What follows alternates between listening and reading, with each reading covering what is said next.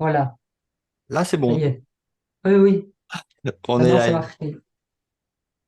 Alors, Catherine qui arrive. Bonsoir à tous et bienvenue dans ce nouveau satsang. Alors, est-ce que pour commencer ce satsang, il y a des sujets que vous voudriez orienter dans ce satsang? Est-ce qu'il y a des éclaircissements ou des questions ou un sujet en particulier que vous aimeriez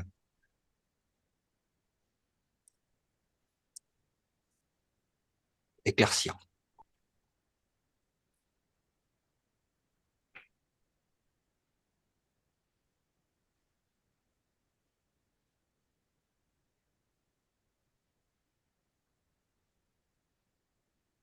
Mais non, personnellement, non, j'ai rien qui vient comme ça, mais Ok, on va laisser ça décanter. oui, mais ça.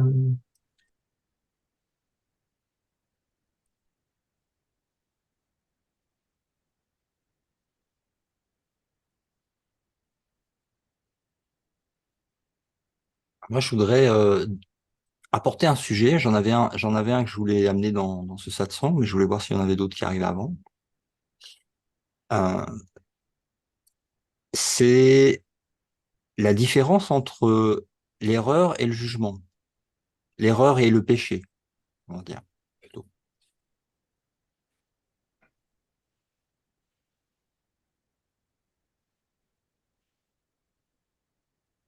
Je voudrais aborder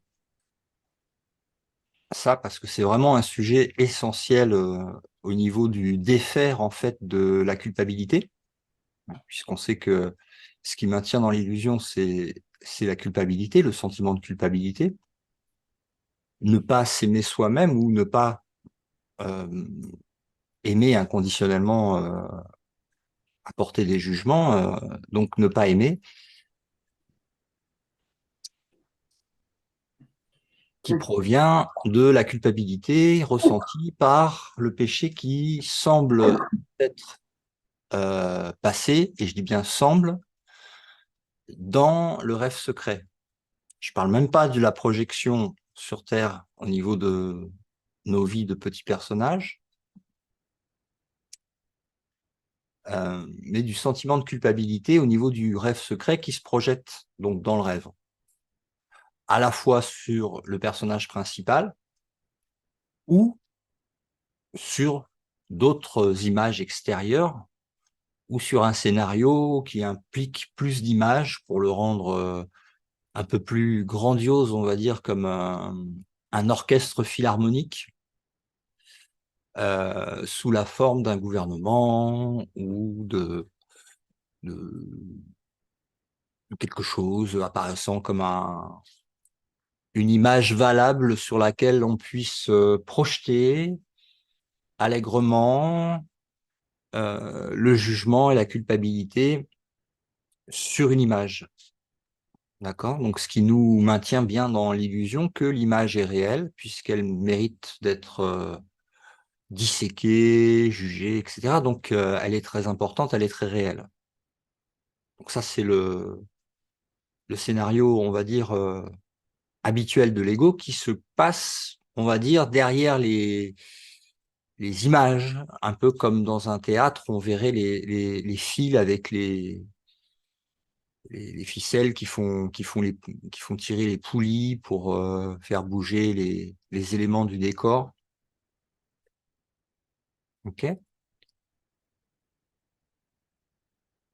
Donc, la, avec les voiles de l'oubli et la confusion, on va dire, de l'esprit, il y a comme un amalgame qui est fait entre quelque chose à regarder qui serait une erreur à corriger, un petit peu comme tu marches avec une chaussure et puis tu t'aperçois que tu as marché sur une punaise. Alors, elle te transperce pas encore le pied parce que tu as la semelle qui diminue en fait la taille de l'aiguille qui te rentre dans le pied. Donc, tu la supportes, mais tu sais qu'elle est là mais c'est comme s'il y avait quelque chose qui l'empêchait d'aller voir en fait l'erreur à corriger, c'est-à-dire d'aller enlever ce qui n'est pas nécessaire, ce qui ne sert à rien, immédiatement, sous couvert que cette erreur, en fait, elle est enrobée par l'ego, hein, un peu comme un enrobage de bonbons, on va dire. Elle est enrobée par l'ego de pensée de culpabilité, c'est-à-dire de pensée de péché et non pas d'erreur.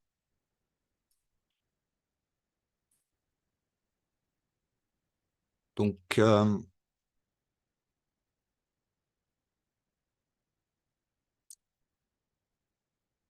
ça a deux effets que vous pouvez regarder sur la vie du personnage et sur la psyché, on va dire, dans laquelle l'esprit se trouve en croyant à ces choses-là, on va dire. C'est que si tu vois l'erreur en toi, naturellement, tu vas aller la regarder et dire, ah bah tiens, c'est une erreur, et puis la défaire. Tu vois. Et quand l'erreur est défaite, l'erreur n'existe pas, elle n'existe plus du tout. C'est-à-dire qu'elle c'est totalement disparu, puisque la cause a été enlevée, il n'y a plus d'effet, ni cause. Donc ça, c'est la correction de l'erreur. Et quand tu la vois sous la forme, par exemple, d'une attaque d'une autre image apparaissant comme extérieure, donc sous la forme d'un autre personnage ou groupe de personnages ou une pièce de théâtre plus grosse, comme un fil harmonique, et que tu vois en fait l'erreur, ça donne pas l'envie d'attaquer, ça donne l'envie de la corriger. Parce que tu reconnais qu'en fait, c'est une erreur euh, qui s'affiche sur l'écran, apparaissant comme étant extérieure, mais là où nous en sommes, on ne peut pas revenir en arrière, on ne peut pas revenir à des rêveries d'enfants. Euh, il y a une maturité qui s'est développée et qui permet en fait de discerner que ce que tu vois en fait projeté dans l'écran euh, vient du rêve secret de la séparation et en fait, ce que l'esprit croit, il le projette dans son rêve. Donc, il s'en donne l'épreuve, en fait. Il a écrit le script de son rêve, en fait. Donc, il envoie les effets. Donc, ces effets, même apparaissant extérieurs, sont un appel à la correction à l'intérieur de l'esprit, puisque nous savons qu'il y a un seul rêveur qui rêve tout ça. Il y a un seul soi, paraissant multiple dans le rêve, mais il y a un seul soi, un seul rêveur. Donc,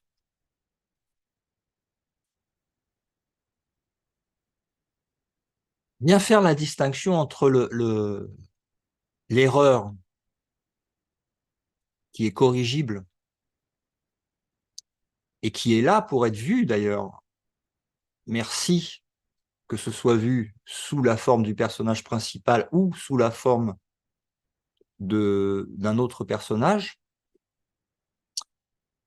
À partir du moment où ça provoque encore une réaction, merci de pointer à l'intérieur pour voir là où la correction de l'erreur peut se faire.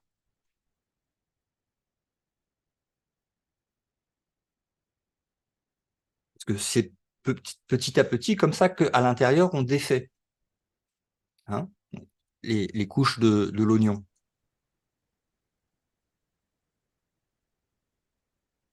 Donc, on est bien sur du défaire. Hein. On est bien sur à la fois la voie de l'introspection, euh, à la fois le pardon, la correction de l'erreur et l'extension de la joie qui en découle, dont on n'a pas conscience en fait de tous les effets que ça procure quand on corrige à l'intérieur de soi cette erreur. Et souvent, ce qui en empêche, c'est le sentiment de culpabilité qui vient, lui, de la croyance dans le péché et non pas dans l'erreur. Péché qui n'existe pas, hein, c'est le script de l'ego.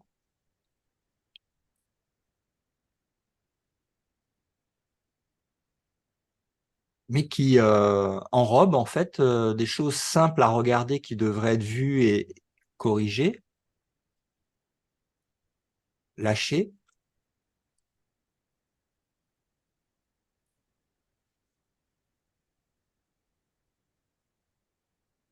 Et s'il y a encore la croyance dans le péché, il y a la peur d'aller voir à l'intérieur ou d'aller voir chez le frère ou le sœur ou la sœur, de s'arrêter à la surface en fait de ce qui est montré par l'erreur, pour voir que c'est un appel à l'amour, un appel à la correction,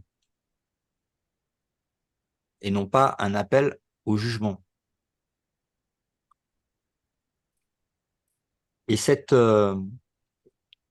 distinction, elle est très importante dans notre expérience directe, parce que c'est grâce à cette distinction et au fait de bien regarder sans jugement sur soi-même ni une autre image de soi-même, euh, qu'il est possible d'apporter la correction là où elle doit être, c'est-à-dire non pas dans la scène de théâtre elle-même, bien que ça peut en avoir des effets aussi dans la scène de théâtre, mais je parle bien au niveau du plan causal à l'intérieur de l'esprit.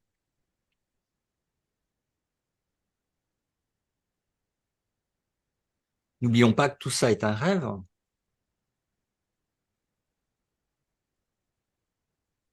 et que ce n'est pas rêvé par quelqu'un d'autre.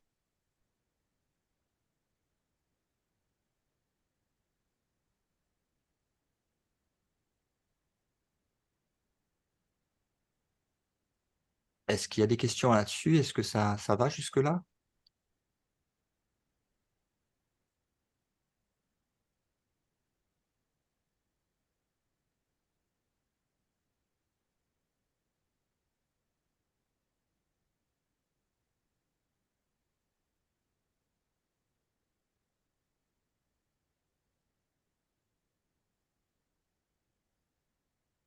Oui, ça va.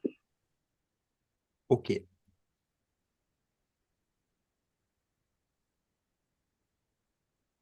on continue.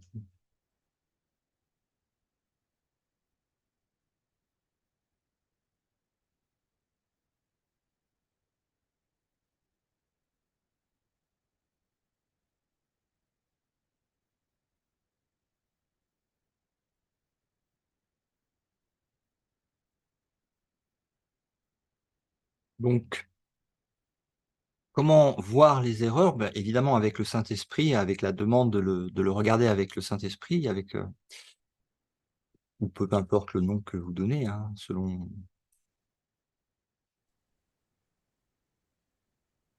les traditions. Mais en tout cas, de ne pas le regarder avec l'ego seul, de le regarder avec la demande faite au Saint-Esprit de le voir avec nous, de voir cette opportunité de correction, de libération de quelque chose qui ne sert à rien, qui n'est pas vrai,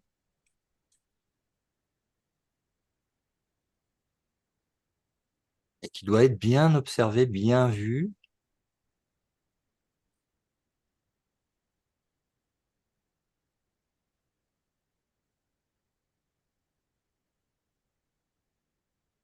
de manière à ce qu'avec le Saint-Esprit, voir que les fondations même de cette erreur, ces fondations sont faites sur un mensonge, une erreur, quelque chose qui n'existe pas, une hallucination.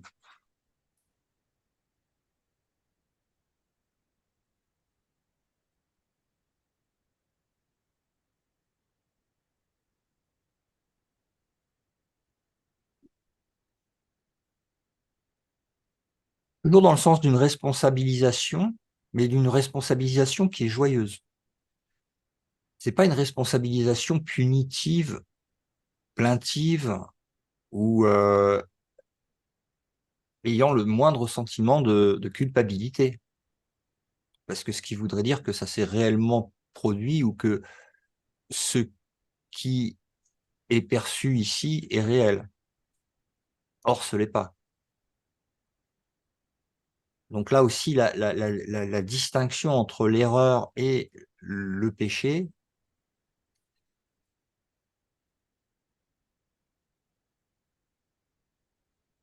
elle se fait.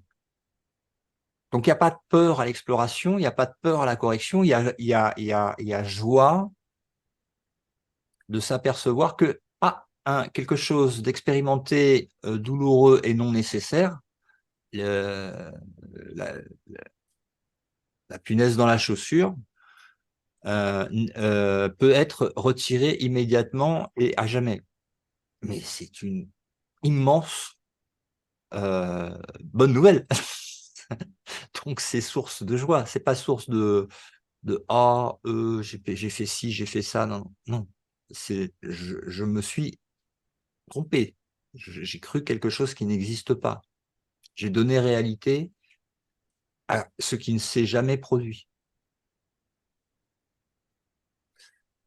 Parce que c'est tout ça va monter vers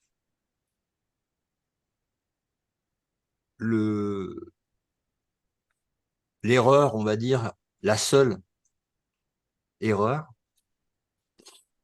qui est dans le rêve secret, hein, qui est celle d'avoir cru en l'idée de la séparation, de la différence, de la particularité, donc de la séparation, du deux. Donc, toutes les autres erreurs qui sont en cascade en dessous, qui constituent ces couches en fait d'oignons,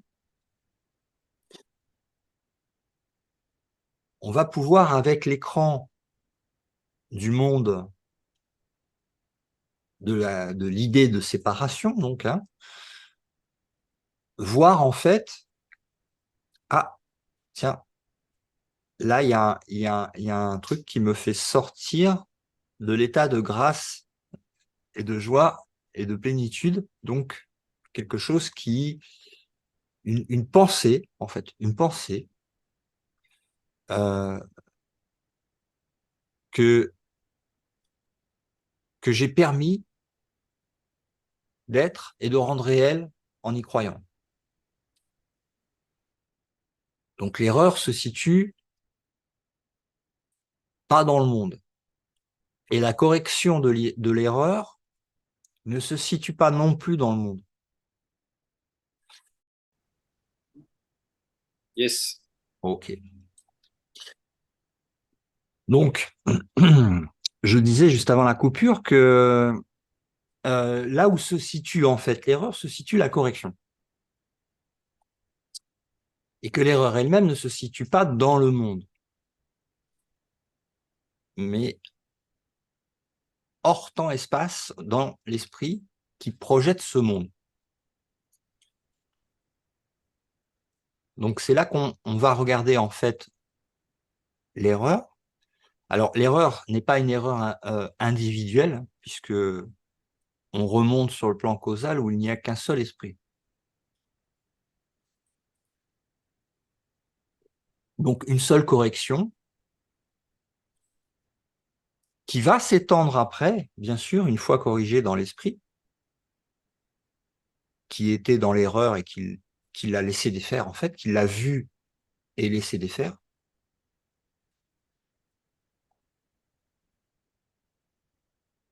Quand, quand ça va être défait, il y aura des répercussions, évidemment, dans le monde des effets, dans le monde du temps et de l'espace et de la multiplicité. C'est comme des ricochets qui se font dans le rêve.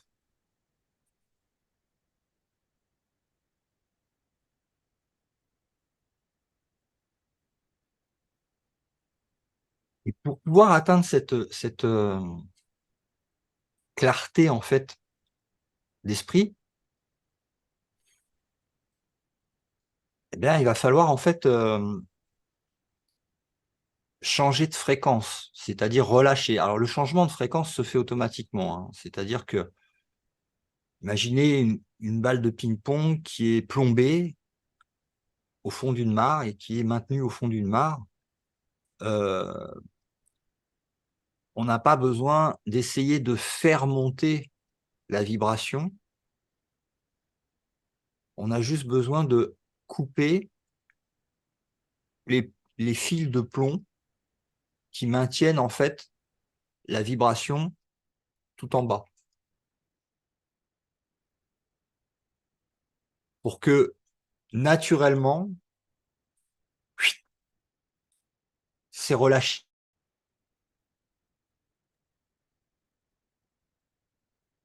Ok,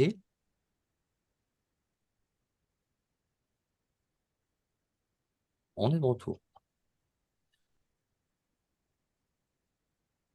Donc ces fils de plomb qui retiennent la vibration en bas, c'est toutes les pensées de jugement, que ce soit sur soi-même en tant que petit personnage ou sous toute forme que ça puisse prendre comme étant apparaissant comme extérieur. Alors, la façon la plus simple de défaire tout ça, c'est vraiment de la mise en application, en fait, de l'acceptation que ce que vous percevez en tant que ce qu'on perçoit, hein, en tant que petit personnage avec les sens limités et le monde qu'on voit n'est pas la réalité, est un rêve. C'est une bonne nouvelle parce que c'est quand tu passes sous le voile de l'oubli, te réveilles en croyant être un corps et ouvre les yeux sur ce monde, comme disait Krishnamurti, il est normal que tu te sentes pas bien si tu crois être là. Parce que celui qui se sent bien dans un monde malade, il n'est pas en bonne santé lui-même.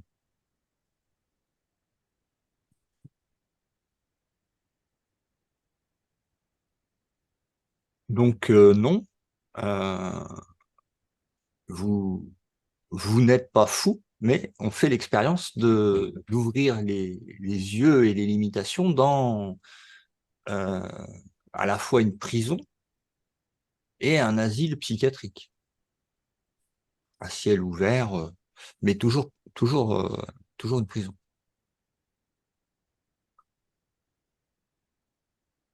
Donc, ça, c'est le résultat du rêve de la pensée de séparation. Et la correction du rêve est la vérité. La vérité au sujet de ce que tu es, qui n'est pas évidemment compatible avec la croyance d'être ce que tu n'es pas.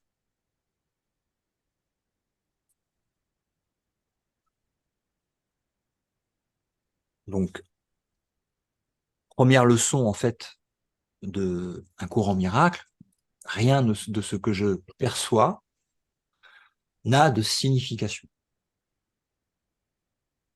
Le monde est rendu libre d'être insignifiant.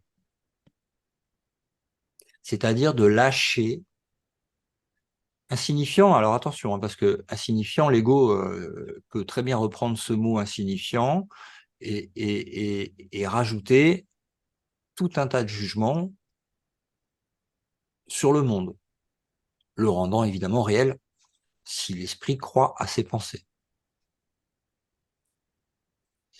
Donc insignifiant, c'est neutre.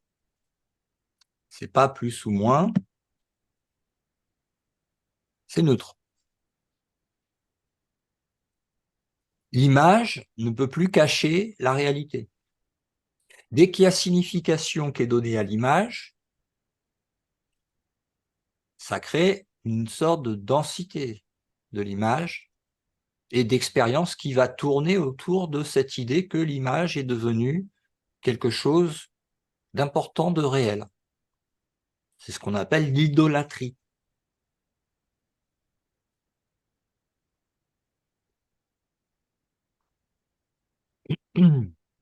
Donc les images sont ce qu'elles sont, donc ils sont pas mauvaises, ils ont pas de connotation, et il y a une observation depuis en fait la présence qui voit que s'il y a une connotation qui se fait, c'est que je l'ai autorisée. C'est que soit je l'ai pensé, ou soit il y a une pensée qui est passée à laquelle j'ai accroché et que j'ai validé, et qui donne une certaine consistance à une image.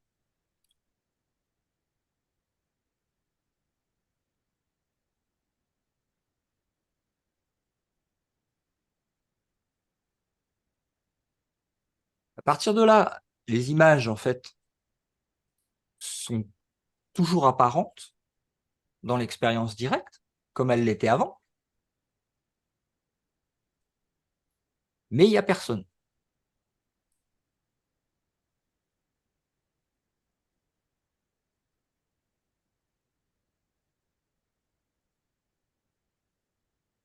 Il y a des images de personnes. Qu'est-ce que sont les images de personnes? Rien n'a de signification. Une réponse qui est constante et pareille. Rien de ce qui est perçu n'a de signification. Par contre, l'esprit qui projette ces images, là, devient de plus en plus visible, puisque l'intérêt n'est plus tourné vers la signification d'une image, mais vers l'esprit qui projette les images.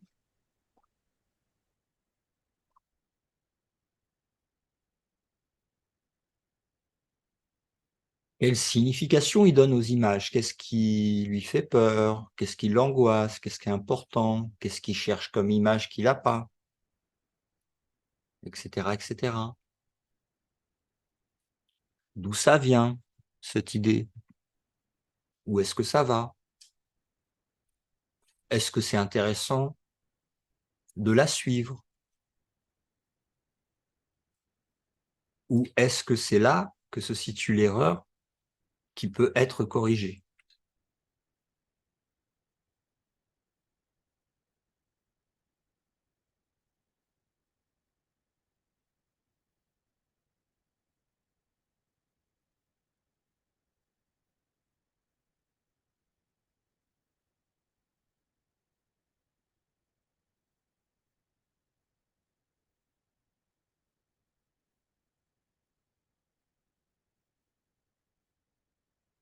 Toutes les images, bon, là prenons le cas de cette transmission vidéo,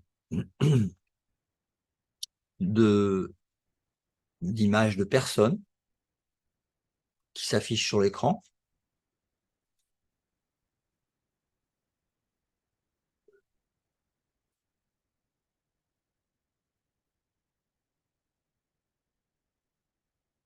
Regardez-les et enlevez-leur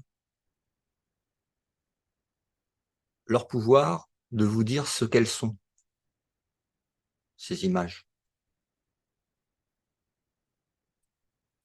Enlevez le pouvoir à une image de vous raconter une histoire sur ce qu'elle serait, passé, présent, futur, signification, symbole.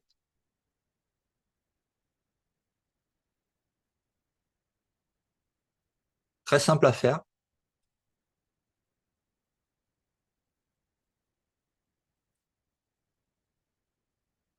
Maintenant,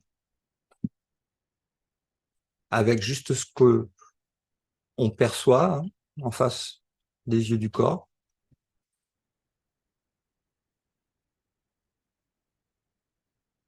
Aucune de ces images que je vois, et même l'écran de l'ordinateur et le mur derrière, toute l'image n'a de signification.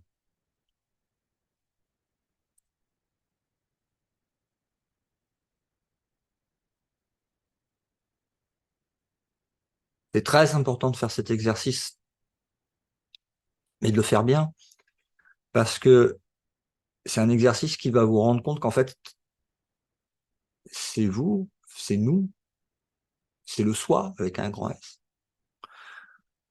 En tant qu'esprit temporairement endormi par l'idée de je suis séparé, projette un monde dans lequel une image serait sa représentation particulière et séparée de ses autres frères et sœurs et de Dieu.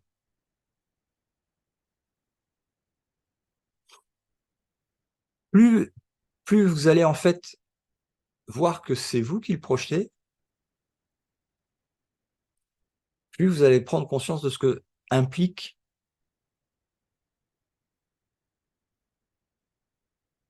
le réveil.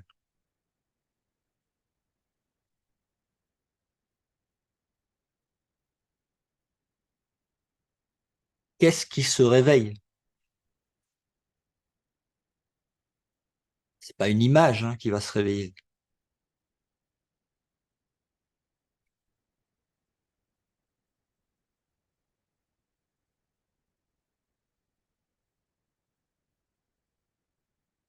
Qu'est-ce que sont toutes ces images sans passé, sans définition, sans référence à un savoir appris dans le script de la pièce de théâtre?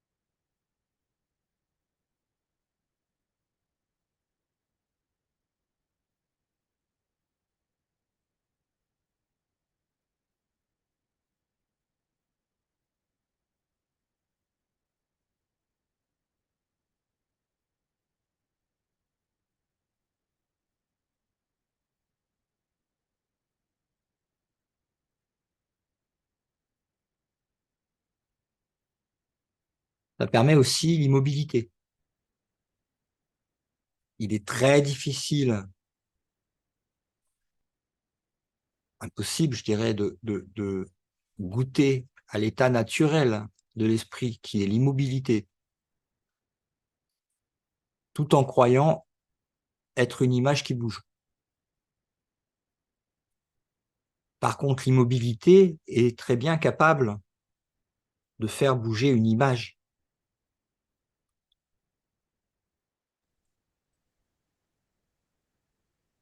Ok, on est revenu dans le monde des images.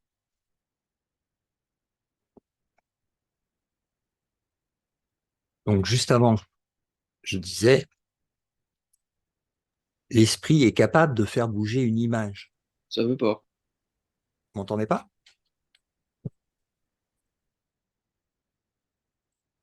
Et voilà.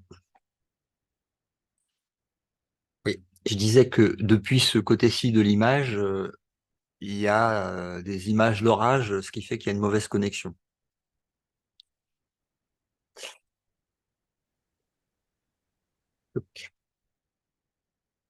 Donc, je disais les images.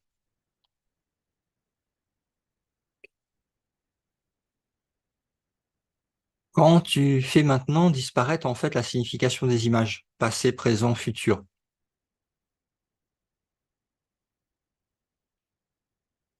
là maintenant.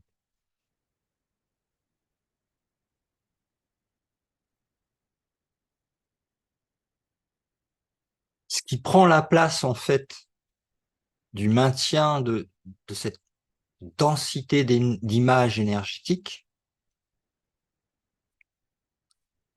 tout à coup, ça se vide et ça se remplit automatiquement en même temps que ça se vide. Les images de soi, passé, présent, futur, disparaissent et la présence remplace en fait toutes les pensées d'image et de fonctionnalité d'image et de signification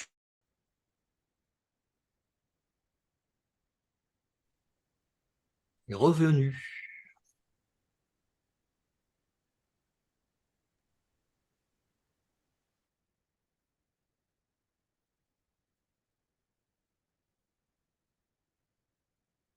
Donc, qu'est-ce qui se passe quand tu fais... Ah, oui, non, j'ai remis le micro, c'est bon.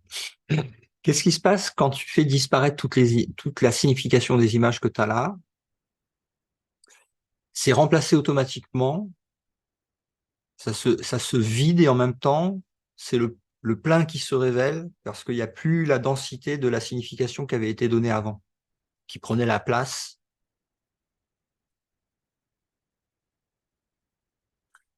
Donc pour faire ça, en fait, il faut vraiment enlever la signification des images.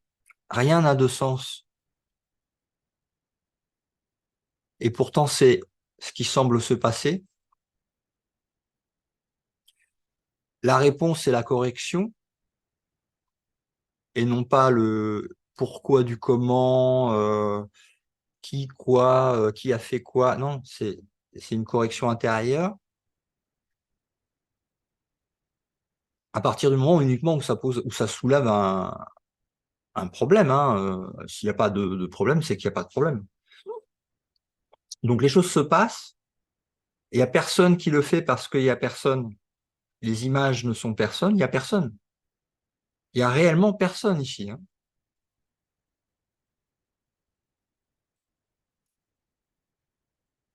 On a déjà abordé dans des satsangs de voir en fait par visualisation l'histoire du personnage, passé, présent, futur, de la naissance à la mort dans le trou, avec le nom de la pierre tombale. C'est une, il n'y a rien à sauver à part des illusions.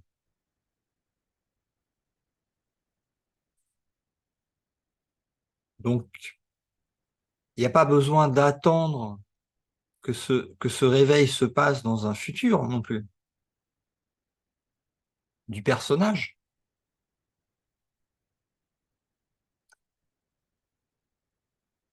Cette signification de construction mentale de ce jeu, de ce petit jeu identifié au corps, à une image et à des mémoires passées traumatiques, forcément, puisque le rêve part de l'idée de séparation, donc ça ne pouvait pas être un rêve autre que ce qui a semblé se produire dans le rêve, qui, heureusement, n'est pas réel.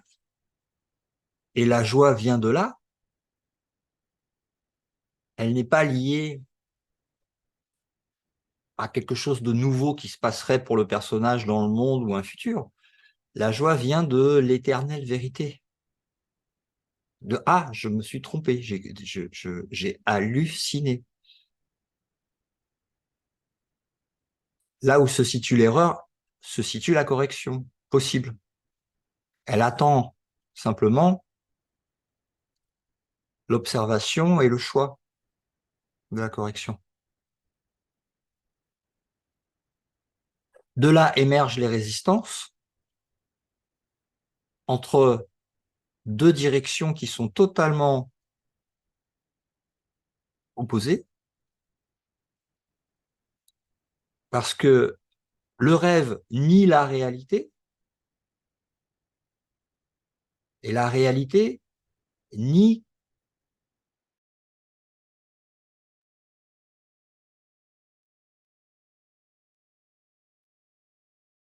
Ok, vous m'entendez?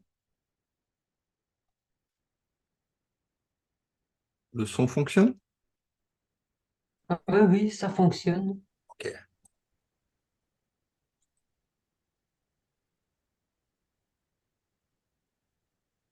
Donc je disais, le rêve nie la réalité, hein, puisque quand tu rêves, tu ne te souviens pas de ce qui est réel. Tu vis ton rêve, comme si c'était devenu ta réalité, en fait. Et la réalité, ben, il n'y a pas de rêve. Donc il n'y a pas quelqu'un. Il ne s'est rien passé, en fait. Il n'y a pas de passé, déjà. Pour commencer, il y a pas eu de changement. C'est un réveil. Donc on est dans l'immobilité.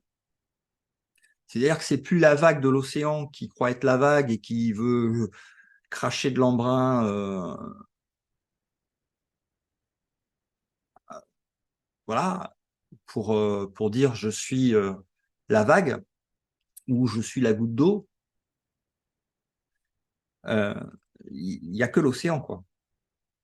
Quand il y a que l'océan, il n'y a pas de vague, il y a que l'océan.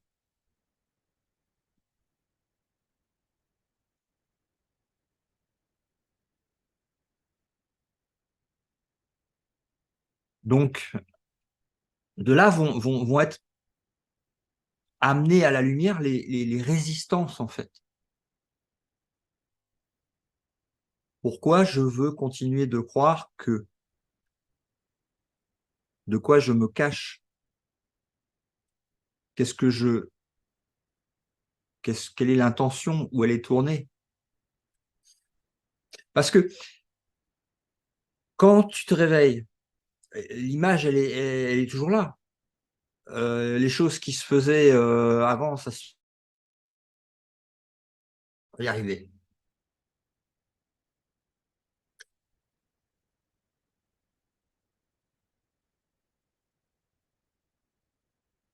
Il est là, le salut.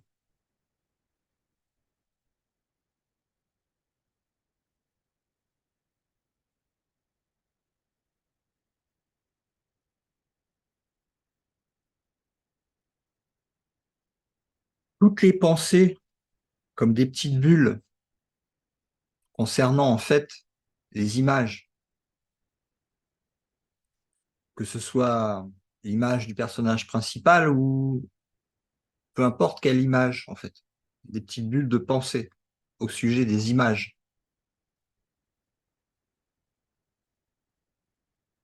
Ces bulles, c'est ce qui donne encore l'illusion, en fait, d'un passé et d'un futur et d'un présent au niveau du monde des images, le monde imaginaire.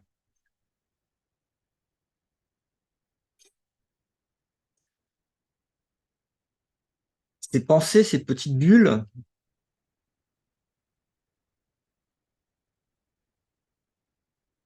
à partir du moment où elles sont observées comme étant ah bah non, pouf, la bulle éclate, l'image disparaît. Enfin, déjà l'image, elle avait déjà disparu, l'image du passé, mais il n'y avait que cette petite bulle qui pouvait faire remonter l'image devant l'écran de la conscience comme si elle était toujours présente en fait cette image, alors qu'elle est disparue depuis longtemps. Donc ça, c'est les petites bulles en fait de pensée qui ont donné réalité à des images. Ces bulles peuvent être libérées, libérant les images passées, l'image présente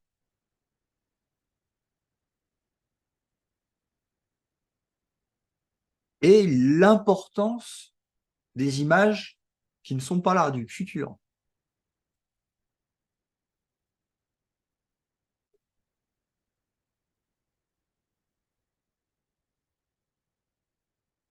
C'est le salut qui apparaît à la place de toutes ces significations et ces bulles de pensée.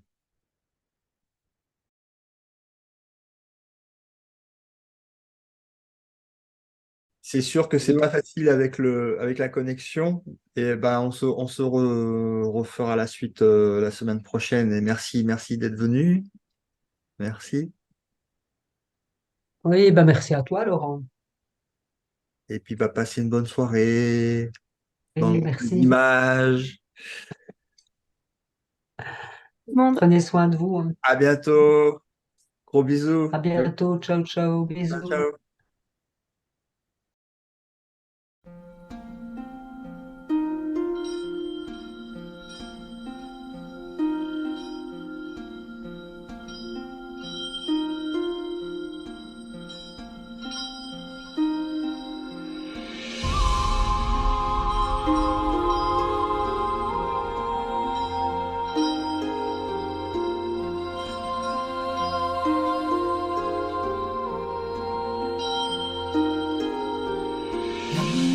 Ratnatrayaya Namo Hariya Jana Saga